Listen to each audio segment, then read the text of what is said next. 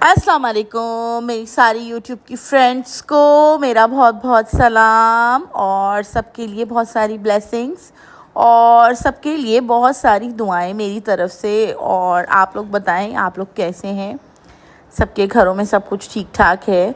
और आज का ये मेरा व्लॉग स्टार्ट हो रहा है नाश्ते के टाइम से, जो कि बहुत लेट नाश्ता है, लेकिन ये कि छुट्टियां अभी तक स्कूलों की है ना, तो अभी भी वो रूटीन थोड़ा लेट सिटिंग चल रही है और लेट उठना ही चल रहा है। बस ये है कि अल्लाह ताला नमाज़ें पढ़वाता रहे बस पूरी, बाकी तो चलता ही रहता है। तो बस अब मैं यहाँ पे जब से आई हूँ ना, तो मुझे डोसा इंडियन फूड जो है ना वो मुझे अच्छा लगने लगा है जब से मैं ओमान शिफ्ट हुई हूँ ना।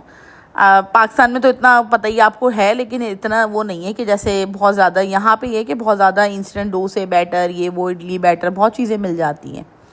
तो ये मुझे अच्छा भी लगता है नाश्ते में, और थोड़ा लाइट भी होता है और पेट भी भर जाता है। तो बताइएगा जितने लोगों को अच्छा लगता है, स्पेशली पाकिस्तानियों को या और किसी कंट्री के लोग हैं, तो उन्हें बताइएगा स्पेशली कि आप लोगों को इंडियन नाश्ता, ख़ास तौर पे साउथ इंडियन जिसमें कि इडली डोसा वगैरह ये चीज़ें होती हैं, कैसा लगता है आप लोगों को। मुझे तो बहुत अच्छा लगता है, मुझे छोले भटूरे भी बहुत अच्छे लगते हैं, मुझे ये डोसा भी बहुत अच्छा लगता है। इडली बस मुझे नहीं इतनी ज़्यादा पसंद, लेकिन इडली में भी तरह तरह की चीज़ें आती हैं, बहुत सारी डोसा बॉल्स होती हैं, वो अच्छी लगती है। एक मेरी फ्रेंड बनाती है, इंडिया की ही है वो, तो ज़रूर बताइएगा आप लोग कि आप लोगों को कैसा लगता है। तो बस ये बना रही थी, अगर किसी को इंटरेस्ट होगा, किसी ने कहा तो मैं ज़रूर बना के बताऊँगी आप लोगों को, स्टार्ट से डोसा और इसकी चटनी और आलू का मसाला। लेकिन बस मैं कभी कभी ना नाश्ते में सिर्फ डोसा और चटनी बना लेती हूँ, और कभी बच्चों को देना तो उस पर आप अंडा डाल दें तोड़ के, तो एक एक कंप्लीट मील हो जाएगा और हेल्दी भी होता है और मज़े का भी होता है और बहुत हैवी भी नहीं होता कि आप खा लें तो सीने पे अड़ा नहीं रहता। और आप लोग बताइएगा सबके घरों में क्या है, खैरियत है, सब लोग ठीक ठाक हैं, क्या हो रहा है क्या नहीं हो रहा। ज़रूर आप लोग मुझे कमेंट्स में बताते रहा कीजिएगा कि सबके घरों में क्या खैरियत है।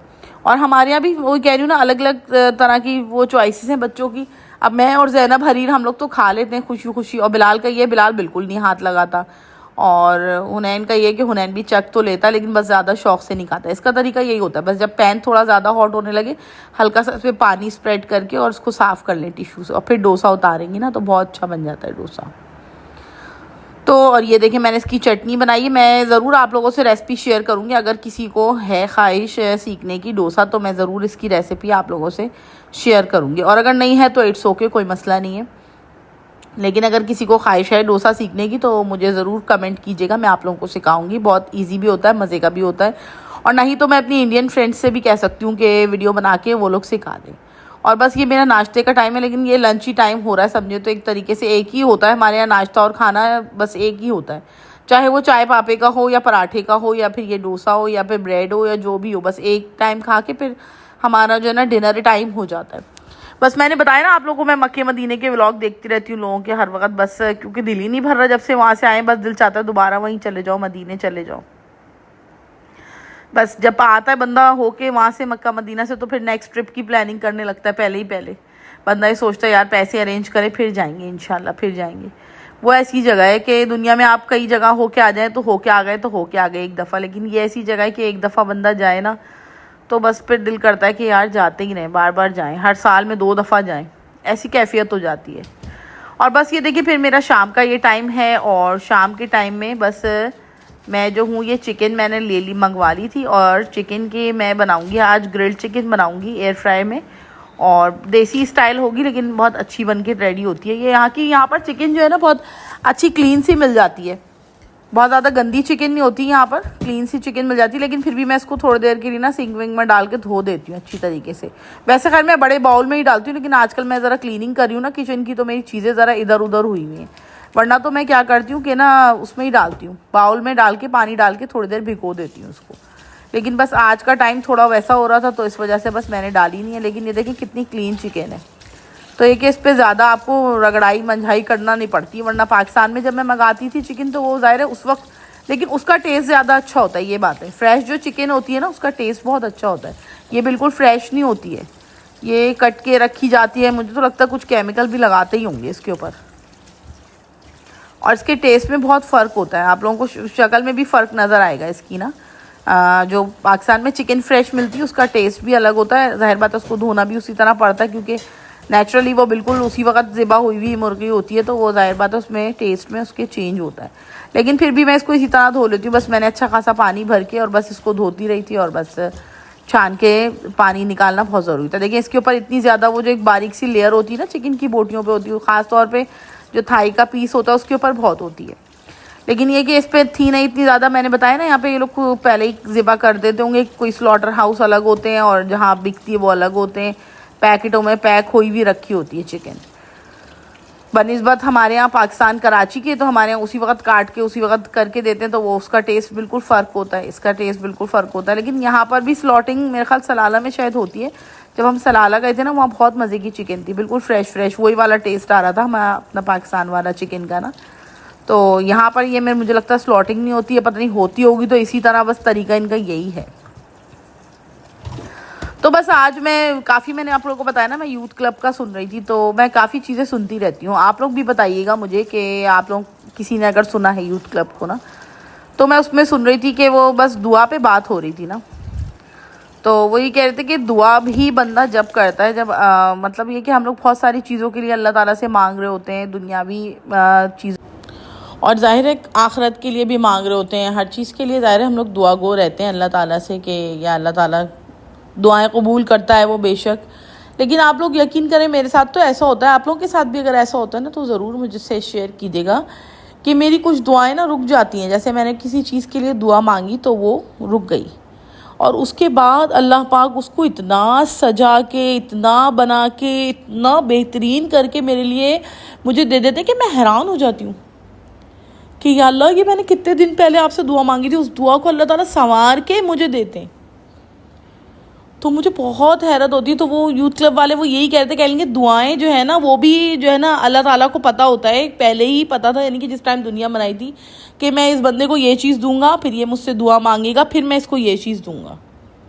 यानी कि दुआ की तौफीक भी अल्लाह की मर्ज़ी से होती है। जिसे अल्लाह ताला दुआ की तौफीक ना देना तो वो दुआ नहीं कर सकता किसी भी चीज़ के लिए। यानी कि एक छोटी दुनियावी किसी चीज़ के लिए भी, पैसा भी चाहिए ना आपको तो वो आप मांगे। बहुत सारे लोग कहते हैं दुआ में, नहीं भाई हम बेटे नहीं मांगते दुआ में। क्यों नहीं मांगते? अल्लाह से जो जो इस प्रोसेस में है भी, जिनके बच्चे हो रहे हैं, बेटियां नहीं मांगते, बेटे नहीं मांगते। हमें किसी के बेटे हुए जा रहे हैं तो वो बेटी नहीं मांग, नहीं हम नहीं मांगते।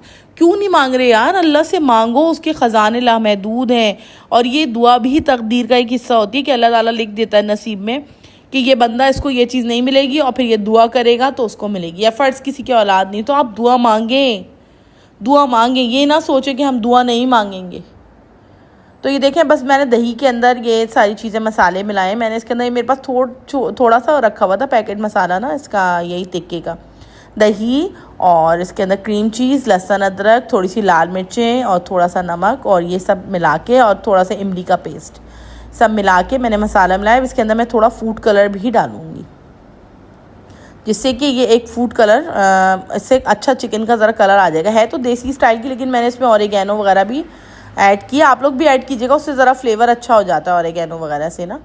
और ये कि एक ज़रा देसी भी आता है और थोड़ा डिफरेंट भी लगता है, यानी कि फ्यूजन बन जाता है एक तरीके से ना डिश का। तो ज़रूर आप लोग इस तरह से एयर फ्राई करके देखिएगा। एयर फ्राई नहीं है तो आप पतीली में भी कर सकते हैं, कोई वो नहीं है। ओवन है, ओवन में कर लें, पतीली है, पतीली में कर लें, जिसमें मर्ज़ी आप कर लें। लेकिन ट्राई ज़रूर कीजिएगा, रेसिपी बहुत इजी है और बच्चे खुश हो जाएंगे। आपके सैलेड बनाएं और पराठे बनाएं और बच्चों के लिए हो गया, नहीं भी बनाएं, सादी चिकन सैलेड और रायते के साथ बच्चे एंजॉय करेंगे। तो ज़रूर बताइएगा अगर आप लोगों में से किसी के साथ ऐसा होता है कि उसकी दुआ कुछ मांगी, कुछ तो बहुत जल्दी कबूल हो जाती है, कुछ दुआएं ना थोड़ा टाइम लेती हैं और टाइम के बाद वो अल्लाह ताला कबूल करता है। और जब वो चीज़ आपके सामने आती है तो आपको याद आ जाता है, या अल्लाह ये तो मैं दुआ में मांगती थी और ये इतना अच्छा करके, इतना संवार के अल्लाह ताला ने दी कि आप हैरान हो जाते हैं। तो ज़रूर मुझे बताइएगा। और अगर आप लोग को मेरा कंटेंट अच्छा लग रहा है ना तो वो भी ज़रूर शेयर कीजिएगा। अभी देखिए साफ़ सुथरी सूखी चिकन मैंने इसमें डाल दी है। तो अब इसको मिक्स करके, मेरे हाथ में असल में ज़रा सो चोट सी लग गई है कुछ, तो मैं इसलिए ज़्यादा कोशिश कर रही हूँ हाथ ना लगाना पड़े, लेकिन पड़ेगा तो ज़रूरी। और ये जो है ना मसाज जो है ना वो हाथ से ही होता है वैसे तो, खैर जो बात है अच्छा है, आप लोग हाथ से ही कीजिएगा। मैं मजबूरी से कर रही हूँ, वरना मैं भी हाथ से ही करती हूँ। तो ज़रूर आप लोग अपना एक्सपीरियंस मुझसे ना दुआओं के बारे में ज़रूर शेयर कीजिएगा कि क्या होता है। और क्या कुछ लोग की मैंने ये बात सुनी है कि जो दुआएं कबूल नहीं होती, लोग कहते हैं अगर क़यामत के रोज़ हमें पता चल जाए कि दुआ कबूल नहीं हुई तो हम लोग कितना अजर, दुआ कबूल ना हो अगर आपकी कोई चीज़ आपने मांगी और वो आपको नहीं मिली फॉर किसी भी रीज़न, और उसके बाद जब आप क़यामत के रोज़ जाएंगे अल्लाह ताला के पास, तो अल्लाह ताला से हम कहेंगे कि अल्लाह हमारी काश हमारी सारी दुआएं कबूल ना होती दुनिया में, तो बहुत अच्छा होता। तो ज़रूर आप लोग शेयर कीजिएगा इस पर अपना पॉइंट ऑफ व्यू। और ये बस मैंने इसमें ना, मुझे थोड़ा फीका लग रहा था, मैंने मसाला टेस्ट किया तो फिर मैंने ना एक चिकन टिक्का इसमें और ऐड किया। इसमें मेरे तकरीबन मेरी 2.5 चिकन्स थी, ऐड हो गई ना। और बस अब मैं इसको मैरिनेट करके एक छोटा सा कोयला लेके उसकी धुनी लगा दूँगी। कोयला भी बहुत ज़्यादा अगर लगाओ ना तो एक कड़वा सा टेस्ट आने लगता है खाने में। कोयला भी मुनासिब मकदार में ही धुनी लगी हुई हो ना, तभी वो टेस्ट अच्छा करता है। अगर आपने टू मच कोयला जला दिया ना, इनके बहुत बड़ा पीस आपने जलाया और रख दिया, और थोड़ा सा कुछ खाना हुआ चिकन या कीमा या जो जिस भी चीज़ में आप दे रहे हैं धुनी, तो वो इतना ज़्यादा कड़वा सा टेस्ट करने लगेगा। तो इसलिए कोयला भी बैलेंस होना बहुत ज़्यादा ज़रूरी है। बहुत ज़्यादा कोयला नहीं लगाएगा, छोटा पीस लिया करें और उसको जला के धुनी दिया करें। बहुत बड़े पीस की धुनी मत दिया करें कोयले की ना, कोशिश करा करें छोटा सा कोयला हो और बस हल्का सा एक स्मोकी सा फ्लेवर आ जाए और उसके बाद फिर हटा लें। तो ऐसा किया करें। तो ज़रूर आप लोग ट्राई कीजिएगा और मुझे बताइएगा अगर मेरा कंटेंट अच्छा लग रहा है, आप लोगों को मेरी बातें अच्छी लग रही हैं, तो ज़रूर मेरे चैनल को सब्सक्राइब कीजिएगा और मेरी वीडियोस को ज़रूर लाइक कीजिएगा और मुझे बताइएगा ज़रूर आप लोगों को मेरा कंटेंट कैसा लग रहा है। और बस देखिए मैंने इसमें कोयला करके और बस हल्का सा इस पर ऑयल, अगर आपको और फ्लेवर चाहिए तो उस पर थोड़ी लौंग दालचीनी डाल दें, लेकिन बस मैंने नॉर्मल कोयला ही रखा था और उसी की धुनी दी है। और बस इसको बंद कर दिया और जब खोलूँगी तो देखें सारा धुआं इसके अंदर पेनिट्रेट हो ही है, ये बस देखें। और बस मैं इसको अब एयर फ्रायर में सेट कर दूँगी और बस इसको मैं तकरीबन 20 to 25 मिनट पे एयर फ्रायर में इसको पलट पलट के करूँगी। उसमें जब हाफ़ टाइम हो जाता है तो एयर फ्रायर खुद ही बीप करने लग जाता है कि आके आप चिकन को पलट दें। तो बस वो करके और फिर उस चिकन बहुत अच्छी बन के तैयार हुई थी। और ज़रूर मुझे बताइएगा आप लोगों को मेरा कंटेंट कैसा लग रहा है और अपने व्यूज़ भी शेयर किया करें मुझसे जो मैं बातें करती हूँ। अगर आप लोगों के साथ ऐसा हुआ ज़िंदगी, जैसे मैंने पहले ही कहा, तो मुझे कई लोगों ने कॉल करके ये बात कही कि हाँ वाकई आप सही कह रही हैं कि हम लोग मुखलिसी से किसी से मिल रहे हो और पीठ पीछे कोई बंदा आपकी जड़ें काट रहा, आपको नहीं पता, आप सोच भी नहीं सकते उस बंदे के बारे में कि ये ऐसे करेगा और उसने ऐसे किया, तो आप बहुत शौक हो जाते हैं और हैरान भी हो जाते हैं।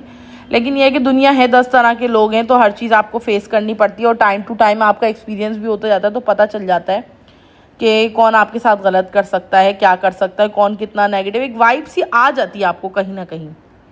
तो ज़रूर मुझसे व्यूज़ अपने शेयर किया करें ताकि मुझे भी पता चलता रहे कि जो बात मैं कह रही हूँ क्या वो रिलेटेबल है आप लोगों के लिए या नहीं।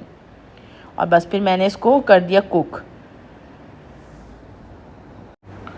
और बस खाना तो देखें बन जाता है। इतना मुश्किल मुझे बनाना नहीं लगता खाना जितना इन लोगों को खाने में देर लग जाती है। बस देखिए मैंने चिकन ये बॉक्स रखा हुआ था मेरे पास एक पुराना, मैंने उसमें ढक के रख दिया। मैंने कहा जिसको खाना है, क्योंकि ये लोग देर में सोते हैं रात को, क्योंकि छुट्टियां हुई हुई हैं तो देर में सोते हैं, देर में उठते हैं, देर से खा रहे होते हैं, कोई बाहर जा रहा है कोई घर में आ रहा है, यही रूटीन रहता है। तो इस वजह से हर चीज़ लेट हो जाती है। मैं तो अपना खाना लेके बैठ गई थी और मैं बस ड्रामा लगा के मैं अपना खाना लेके, बस ड्रामा नहीं सलमान इमदाद का देख रही थी। ये इसका ना बहुत अच्छा आता है यूट्यूब चैनल ना, तो मैं देख रही थी इसका सऊदीया का। बस मुझे सऊदीया की वाइब्स बहुत अच्छी लगती हैं, आई लव सऊदीया। तो ज़रूर मुझे बताइएगा कि कैसा मेरा कंटेंट लग रहा है और देखा करें उन यूट्यूबर्स को जिनको मैं देखती हूँ ना। ठीक है, ओके, अल्लाह हाफिज़।